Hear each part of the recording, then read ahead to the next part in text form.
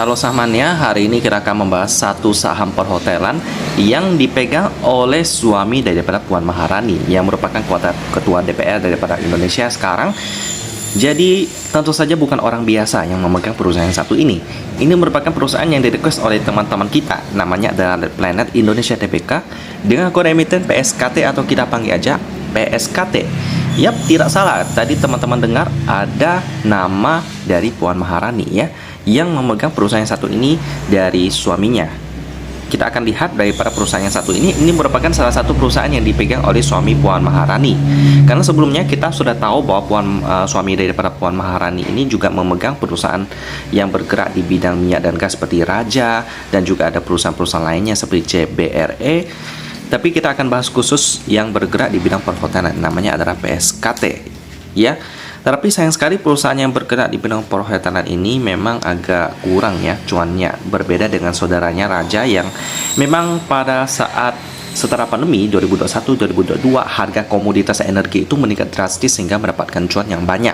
Tapi sayang sekali saudaranya yang satu ini bergerak di bidang perhotelan ini memang agak kurang ya cuannya ya, karena memang sektor perhotelan itu terdampak cukup parah karena pandemi, belum lagi terkena yang namanya krisis ekonomi.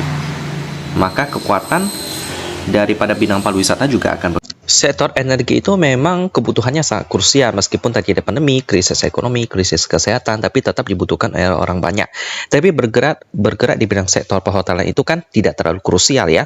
Orang-orang harus punya keadaan yang lebih damai, lebih happy baru bisa menikmati perjalanan liburan. Tapi di keadaan sekarang terjadi pandemi lah, 2021 juga masih parah pandemi, 2022 terjadilah penyerangan daripada Rusia ke Ukraina ya, konflik lagi nih. Itu memicu keadaan yang tidak terasa damai, jadi orang mau liburan pun terasa agak was-was juga. Tetapi ya karena pandemi sekarang udah lebih mendingan, maka orang-orang juga mungkin lebih prefer berliburan daripada mendengar berita-berita tentang konflik tersebut ya, biar melepas penat juga. Jadi di tahun 2023 ini sepertinya kinerja perhotelan akan membaik ya, tapi kita tidak tahu. Berkaca dari para laporan keuangan daripada PSKT yang masih mengalami kerugian pada tahun 2022, who knows 2023 mereka akan melakukan turnaround, perubahan, sehingga mereka mendapatkan laba yang lebih besar. Ya, langsung aja kita lihat tentang perusahaan perhotelan yang satu ini dari sejarah mereka terlebih dahulu. Jadi mereka ini didirikan pada tahun 2010 ya. Sekitar berarti udah 13 tahun ya, umur yang masih cukup muda untuk sebuah perusahaan. Jadi mereka merupakan bagian daripada Planet Hotels Group regional ya, dan juga mereka memiliki banyak sekali hotel, diantaranya memiliki 7 hotel di Indonesia. Tetapi hotel mereka itu bukan hanya ada di Indonesia, tetapi ada negara-negara lainnya, nanti kita akan lihat. Dan juga mereka sebelumnya dikenal sebagai PT Pusako Thaninka Tbk, lalu berganti nama seperti sekarang Planet Indonesia Tbk pada tanggal 22 Mei 2014. Mereka memiliki 22 hotel untuk sekarang ya. 9-nya ada di Filipina, terbanyak di sana ya. Bukan terbanyak di Indonesia, mungkin karena prospek di Filipina yang lebih gede. Lalu setelah itu ada 7 di Indonesia, 4 di Thailand, dan 2 di Jepang dengan jumlah kamar sebanyak 3.000-an kamar. Ini cukup banyak ya. Nah, untuk hotel itu kita coba bagi langsung ya. Berarti dalam satu hotel itu ada ratusan kamar. Ratusan kamar. Berapa harga hotel dengan ratusan kamar? Mungkin ya puluhan miliar mungkin ya. Atau 100 miliar. Karena biaya pembangunan hotel juga ya cukup gede. Jadi itu aset mereka. Lalu bagaimanakah prospek perusahaan yang bergerak di bidang perhotelan? Kalau teman-teman tanya saya di 2020, 2021, 2022, mungkin agak suram ya. Tapi setelah pandemi ini sudah mulai terkontrol di 2023 ini, bahkan di China juga sudah dicabut kebijakan daripada pembatasan yang cukup ketat waktu itu ya, zero COVID. Tapi sekarang udah dicabut, jadi ya kegiatan masyarakat udah lebih bergerak lagi ya. Jadi kemungkinan di 2023 di bidang perhotelan akan booming kembali. Tapi kita lihat berkaca dari laporan keuangannya terlebih dahulu, karena memang kita bisa melihat perkembangan perusahaan dari laporan keuangannya. Lanjut, sekarang kita akan lihat pemegang saham, porsi masyarakatnya 20%, ini aman. Lalu ada basis utama Prima memegang 40%. Ya, kita lihat untuk porsi masyarakatnya masih aman, nggak melebihi 50%. Lalu basis utama Primanya bagaimana? Dari Beritanya sih aman-aman aja sih, nggak ada berita hukum yang memberatkan perusahaan secara berat.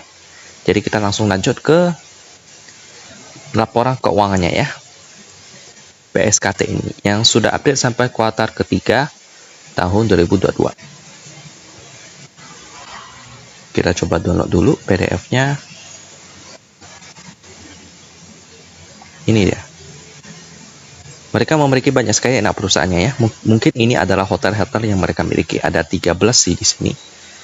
Seperti yang di Surabaya, Palembang, Cemerlang, 8 apalagi ini ya. Bekasi, Solo, Depok, dan lain-lain. Dan inilah sekilas tentang aset-aset mereka ya.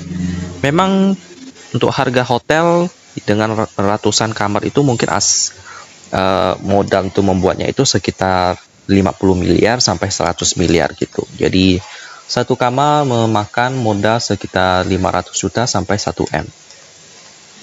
Ya. Jadi seperti bangun rumah lah ya. Selanjutnya untuk mata uang pelaporannya dalam bentuk rupiah pembulatan satuan. Lanjut, kita lihat labanya seberapa besar. Nggak perlu kita kali-kali lagi ya, karena pembulatannya agak lebih gampang. Masih mengalami kerugian 5,2 miliar rupiah. Wow. PR-nya pasti minus, PBV-nya udah 2 kali lipat, ini udah cukup mahal ya. Lalu marginnya pasti minus, apalagi return on equity-nya juga masih minus. Ini kurang bagus sih, kas-nya juga kurang banget, cuma 36%. So, PSKT ini udah pertanda kurang menarik untuk sekarang. Turnover hariannya juga nggak sampai 1 M di sesi pertama ini ya. Dan inilah pergerakan sahamnya.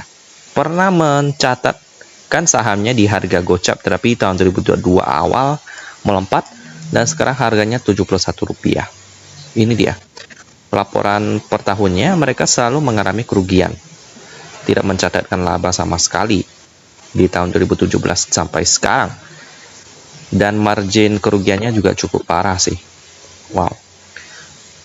Ya, meskipun keuangannya masih cukup sehat, mungkin karena labanya yang kecil tapi mereka tetap harus membayar gaji karyawan karena mereka ingin supaya pekerja-pekerja masih dapat mendapatkan gaji ya. Itu adalah hal yang mulia karena memang membutuhkan banget gaji di tengah-tengah krisis seperti sekarang. Ya, berharaplah semoga PSKT kedepannya dapat mencatatkan laba yang lebih gede. Bahkan sebelum pandemi, mereka masih mencatatkan kerugian. Ya, berarti harus ada efisiensi tertentu atau ya cara-cara tertentu manajemen untuk dapat mencatatkan laba. Karena memang harus menemukan cara yang berbeda untuk dapat mendapatkan hasil yang berbeda. Jadi gitu aja pembahasan tentang PSKT yang bergerak di bidang perhotelan. Kalau mau referensi lain yang bergerak di bidang perhotelan sih jarang banget di sini ya. Kebanyakan perusahaan-perusahaan energi logistik ya. Jadi kalau mau referensi lain nggak ada. Tapi kalau mau referensi yang bergerak di sektor lain tapi lebih oke, boleh lihat watchlist premium saya di bulan Februari tahun 2023. Demikian pembahasan PSKT saham perhotelan yang dimiliki oleh suami Puan Maharani yang masih mencatatkan kerugian.